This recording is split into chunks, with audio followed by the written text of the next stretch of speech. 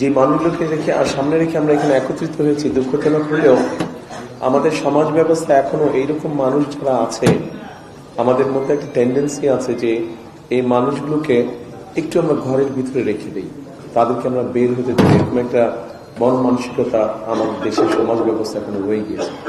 তবে যে মানুষগুলো আছে এখানে উপস্থিত, যাদের আমরা গান শুনলাম, যারা বিভিন্ন বক্তব্য রাখলেন, কবিতা বললেন, এর থেকে পরিষ্কার বোঝা যায় আমরা যারা সুস্থ স্বাভাবিক আছি বিভিন্ন দৃষ্টিকোণ থেকে, তাদের অনেকের থেকে এই মানুষগুলোর মধ্যে অনেক গুণ আছে যেটা আমাদের অনেকের মধ্যে নেই।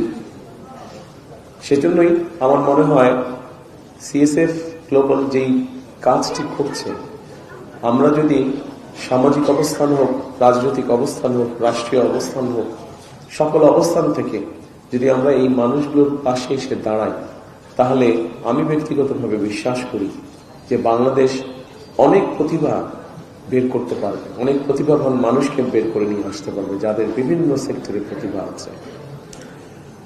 আমরা খুব যে বেশি কিছু করা প্রয়োজন তা না, শুধু এই মানুষগুলোকে একটু সুযোগ করে দেওয়া, যাতে তারা দুনিয়ার আলো বাতাসে আমাদের আর 10 জনের মতনই স্বাভাবিকভাবে কম বেশি চলাফেরা করতে পারে। খুব বেশি কিছু করার নয়, অন্তত মিনিমাম একটা কিছু ব্যবস্থা করা, যাতে করে এই মানুষগুলো তাদের নিজেকে এক্সপ্রেস করতে পারে, যে যেভাবে এক্সপ্রেস করার কথা সেইভাবে এক্সপ্রেস করতে পারে, সেই অপরচুনিটি, সেই সুযোগটা তাদেরকে তৈরি করে দেয়। কারণ তারাও মানুষ, তারা আমাদের বাইরে না, তারা আমাদের ভেতরে, তারা আমাদেরই অংশ। আমাদের প্রত্যেকের পরিবারের মধ্যে এরকম কেউ না কেউ হয়তো একজন আছে।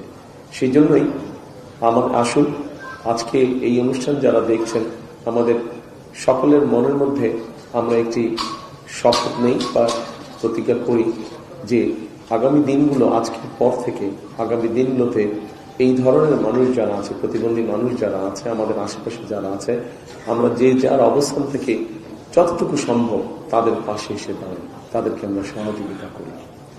এটাই হোক আজকের দিনের শপথ।